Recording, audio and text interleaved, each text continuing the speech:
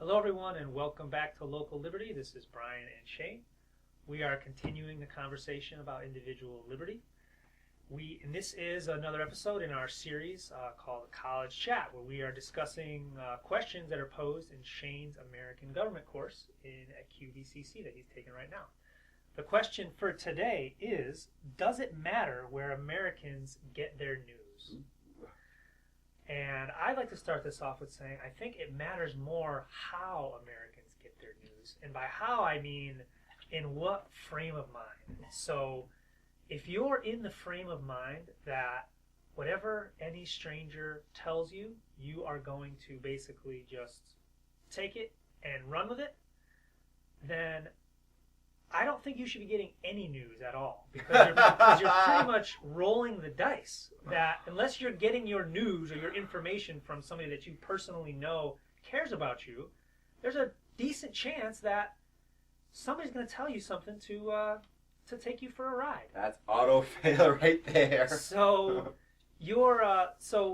where you're getting your news, yeah, that's important. But I think what's more important is how you're getting your news. And what I mean is, get your news from whatever source it comes from with a skeptical mind.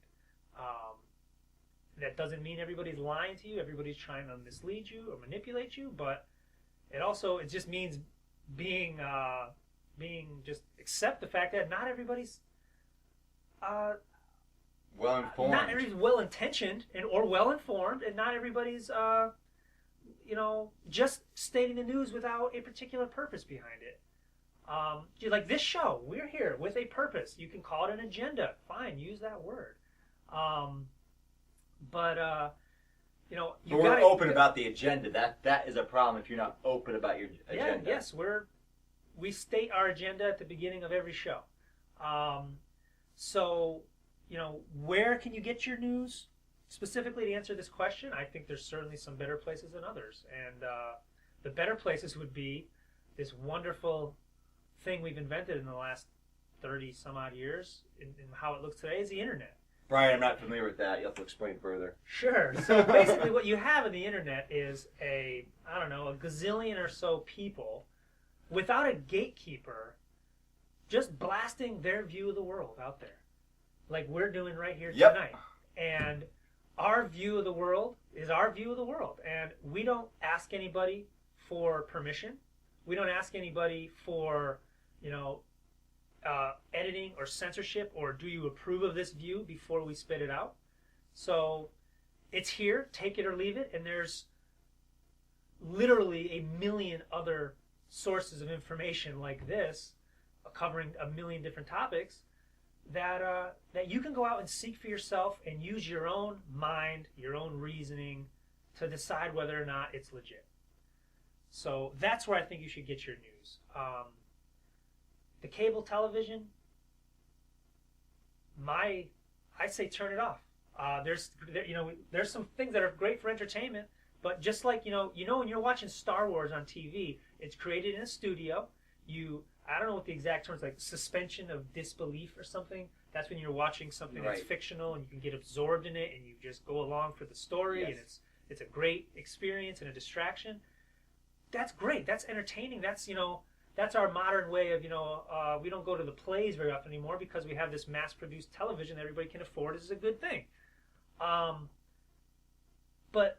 when it comes to the news, which is also produced in a studio with a camera, with editors, with scripts, with producers, with agendas, with a goal, we somehow take everything that's spit out by, I can't even think of any of these guys' names of the local news anchors anymore. Oh, I don't watch local news. Oh, same thing. I mean, even worse on the cable networks. I mean, they're for entertainment. They're right, but some people don't treat it as entertainment. Some people treat it as gospel. And if you're treating Bill O'Reilly as gospel, you need to expand your sources. Right. So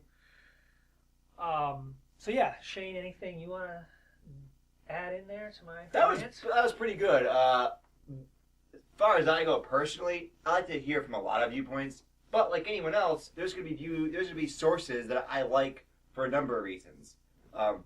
Like I used to watch Bill O'Reilly. Before I know I have cable because it's just a waste of my money, but I used to have cable, and I was a little bit of a Fox News junkie. I was really into Hannity and Combs, and I was really into Bill O'Reilly. People are always confused when I told them that. They're like, "Shane, I can't imagine you agree with Bill O'Reilly on too many things." I'm like, I watch it because it's entertaining to watch. I like watching the arguments. I was watching it for the different political players that would be there, because it did tell you things about the world. But it had this warped viewpoint, and Bill O'Reilly, which is an amazing character, it was fun to watch him in action.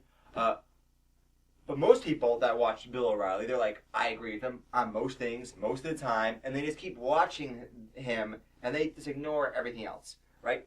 And I do that in some cases. I'll go to certain sites, certain news sources, and I'll go to them very regularly, because part of it is because they support my viewpoint, part of it because I find it entertaining, but you need to temper that by listening to other views. You should at least know the other side, even if you think that they're completely ridiculous. Like, so many things that Bill O'Reilly said, I thought were just ridiculous. I don't understand social conservatives just in general, but I felt I needed to understand the other viewpoint if I'm going to argue against. I can't just say, oh, they're stupid and just ignore them, because I need to understand their position. So it's good to read from a variety of sources, but you're going to find the sources that you like, that are entertaining, and that's important too, because if you're bored, like a lot of people don't like politics, so they're not going to watch politics unless it's entertaining. I'd rather have them watch, Jon Stewart if it's entertaining than watching nothing, but they have to keep in context as one source and not have it be their only source. Right. So, but I basically agree with you. Make decisions for yourself. Don't just rely on one person. Get a variety of sources. Do your research. So to continue with the Bill O'Reilly example, have you ever watched O'Reilly Factor? A few minutes here and there, really. So it gets really good. He's awesome at times. Yeah, he goes for the total belligerent asshole. Yeah, that's what he does. And he yells at people. It's awesome. But the problem is, you get entertained. You're like, hey, this guy's an asshole. I love him. Yeah. And then you turn off the channel, and you're sitting down with dinner with your family and say, yeah, we should bomb the hell out of Syria. So that's the problem. That's the problem. It's like, okay, yeah, you can be entertained, but then when you turn off the channel, just remember that he's an actor, just like Jon Stewart. Yep, exactly. Is an actor, and a lot of other people. When Harrison Ford's up there, Han Soloing it up, we know it's fiction, and we don't. When we're sitting at the table with our kids and say, "Daddy, where can I get a lightsaber?" We'll say, "Kids, lightsabers aren't real, but they're really fun to play with, and we can get one, that you can not whack your sister with." But we take what Bill O'Reilly says as truth, and we take it to the polls. Yeah. And that's where things get ugly. So you have to have a separation between fantasy and reality. So, for example, I just killed Brian. Brian, you're dead now. Almost. Right. Remember, there's fantasy and there's reality. Those news programs, a lot of times like Bill O'Reilly, they're purposely trying to stir it up. They're like, let's just say this. Let's just do ridiculous things. That they might not even believe in it, but it'll get ratings, it'll sound good. So you got to keep that in context, right? Vary your news sources. And don't go to Facebook and just listen to random groups and just random people. Vary your sources, please. All right. Thanks for listening, everybody. This has been Brian and Shane from Local Liberty. Check us out on Local Liberty on YouTube and Facebook. Take care.